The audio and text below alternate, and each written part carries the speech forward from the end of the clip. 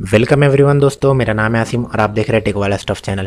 अगर आपने अब तक हमारा चैनल सब्सक्राइब नहीं किया तो अभी आप सब्सक्राइब कर सकते हैं। सब्सक्राइब करने के लिए रेड वाला बटन प्रेस कीजिए और अगर आप स्मार्टफोन से यूट्यूब एक्सेस कर रहे हैं तो सब्सक्राइब करने के बाद बेल आइकन प्रेस करना ना भूलें। तो चलिए, आज जिस टॉपिक पर हम डिस्कस करने वाले हैं वो है कौन से पॉइंट्स और फैक्टर्स को ध्यान में रखना चाहिए जब हम कोई गेमिंग पीसी या रिग बिल्ड कर रहे हैं। So let's start. सबसे पहले तो मेरा सजेशन ये होगा कि पहले आप अपनी सारी हार्डवेयर और कंपोनेंट्स रिक्वायरमेंट को एक बार चेक कर ले। जैसे कोई एक कंपोनेंट दूसरे कंपोनेंट के साथ कॉम्पेटिबल होगा या मुझे कितना पावर सप्लाई चाहिए, मैं मदरबोर्ड के अंदर कौन से फीचर्स देख रहा हूँ, मुझे एसएसडी चाहिए या एचडीडी, क्या मेरे लिए 8 GB रैम काफ़ी है, मुझे 16 GB रैम चाहिए, क्या मेरे लिए 4K गेमिंग वाला सिस्टम बनाना अफोर्डेबल होगा और मुझे ग्राफिक्स कार्ड पर कितना पैसा इन्वेस्ट करना है। अब ये तो हो गए कुछ नॉर्मल क्वेरीज और क्वेश्चंस, बट इसके आगे भी हमारे मन में क्वेश्चंस आते रहेंगे।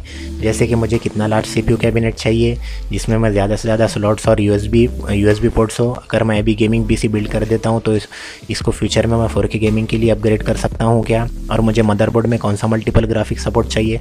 अगर मैं एनवीडिया का जीपीयू लेता हूँ तो SLI यानी स्केलेबल लिंक इंटरफेस, और अगर मैं AMD का जीपीयू लेता हूँ तो क्रॉस फायर का सपोर्ट चाहिए। अगर मैं twitch.tv से गेम स्ट्रीम करके खेलता हूँ तो there is no need to buy an Core i7, जबकि मैं Core i5 पर भी अच्छा स्ट्रीम गेमिंग एक्सपीरियंस ले सकता हूँ। ये सारे क्वेश्चंस आते रहेंगे। तो चलिए आगे बढ़ते हैं पॉइंट्स की तरफ।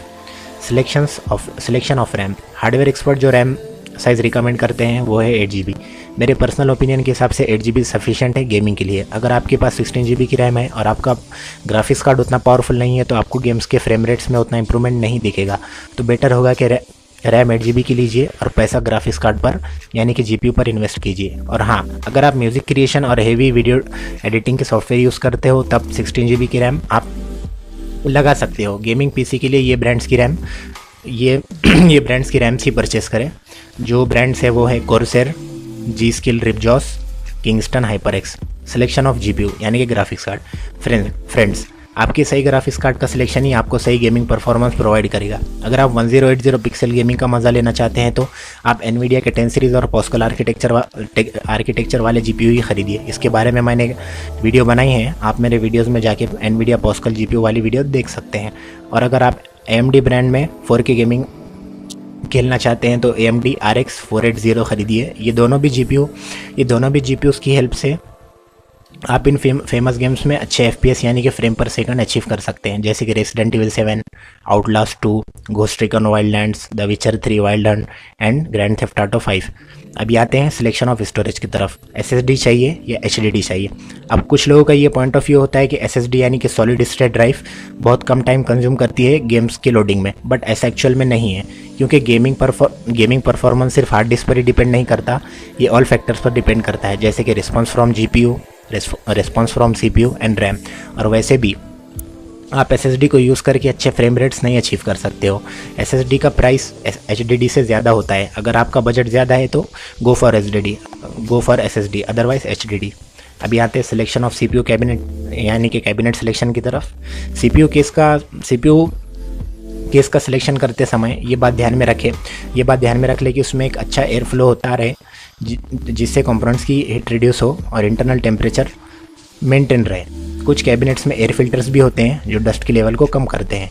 कुछ पॉइंट्स और टिप्स हैं जो कि आपको ध्यान में रखना चाहिए एक CPU कैबिनेट परचेस करते टाइम पे। इसमें कितने हार्ड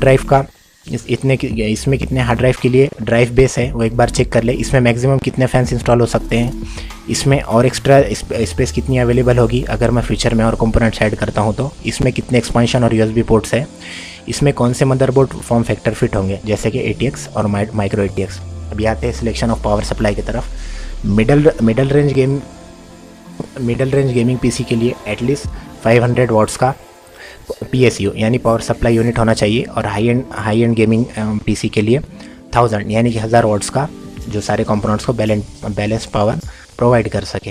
अभी आते हैं सिलेक्शन ऑफ मदरबोर्ड की तरफ कि मदरबोर्ड सिलेक्ट करते टाइम पर हमें कौन से पॉइंट्स ध्यान में रखना चाहिए। मदरबोर्ड ऐसे ही सिलेक्ट करें जो इंटेल स्काईलेक और कैबिलेक प्रोसेसर सपोर्ट करते हो। गेमिंग पीसीस के अंदर जो मदरबोर्ड्स यूज़ होते हैं उनमें एडिशनल स्लॉट्स होना कंपलसरी है, क्योंकि गेमर्स मल्टीपल कंपोनेंट्स इंस्टॉल करते हैं, जैसे कि एक से ज़्यादा GPUs यूज़ करते हैं और ज़्यादा से ज़्यादा रैम्स यूज़ करते हैं। मदरबोर्ड का सिलेक्शन करते वक्त आपको CPU सॉकेट टाइप देख लेना चाहिए। ये CPU सॉकेट टाइप ही आपके सपोर्टेड प्रोसेसर का शेप बताते हैं। मदरबोर्ड के अंदर रैम के स्लॉट्स चेक करना चाहिए, maximum amount of RAM supported कितनी है वो चेक करना चाहिए, जैसे कि मदरबोर्ड ज़्यादा से ज़्यादा कितनी रैम सपोर्ट करता है। For example 32 GB। आपका मदरबोर्ड PCI Express 3.0/16 का होना चाहिए, जो सारे हाई एंड गेमिंग कंपोनेंट्स को हैंडल कर सके। और सबसे इंपॉर्टेंट बात, आपका मदरबोर्ड फ्यूचर प्रूफ होना चाहिए। इसका ये मीनिंग है कि आगे आने वाले टाइम में आप एक्स्ट्रा कंपोनेंट्स जैसे RAM, extra GPU, HDD install कर सके, वो भी बिना किसी प्रॉब्लम के। मदरबोर्ड SLI यानी कि थोड़ी देर पहले अभी बता दिया था मैंने, स्केलेबल लिंक इंटरफेस और क्रॉसफायर सपोर्टेड होना चाहिए। अगर आप AMD या NVIDIA के एक से ज़्यादा ग्राफिक्स कार्ड यूज़ करना चाहते हैं तब ये आपको हेल्प करेगा। अभी आते हैं सिलेक्शन ऑफ प्रोसेसर की तरफ। प्रोसेसर सिलेक्ट करते वक्त फर्स्ट तो ये ध्यान में रखना चाहिए कि उस प्रोसेसर की ऑपरेटिंग फ्रीक्वेंसी ज़्यादा हो। ऑपरेटिंग फ्रीक्वेंसी जितनी ज़्यादा होंगी प्रोसेसर उतने फास्ट टास्क परफॉर्म करेगा। यूजुअली ये गीगाहर्ट्ज़ में होती है, for example 2.8 gigahertz. And second thing इसकी कैशे मेमोरी यानी कि L1, L2, L3 ये प्रोसेसर की मेमोरी एक्सेस टाइम को डिफाइन करती है। इन शॉर्ट में मैं बोलूँ तो आप एक काम कर सकते हो, जो भी गेम्स इस PC पर आपको खेलना हो उन सब की सिस्टम रिक्वायरमेंट्स नोट कीजिए, और जो प्रोसेसर रिक्वायरमेंट्स म्यूचुअल और कॉमन हो वही टाइप का प्रोसेसर खरीदिए। सो फ्रेंड्स, ये थे मेरे तरफ से कुछ पर्सनल सजेशन और ओपिनियंस एक गेमिंग PC बिल्ड करने के लिए। उम्मीद है आपको ये वीडियो पसंद आया होगा। चैनल की अपडेट से जुड़े रहने के लिए चैनल सब्सक्राइब कीजिए। And thanks for watching.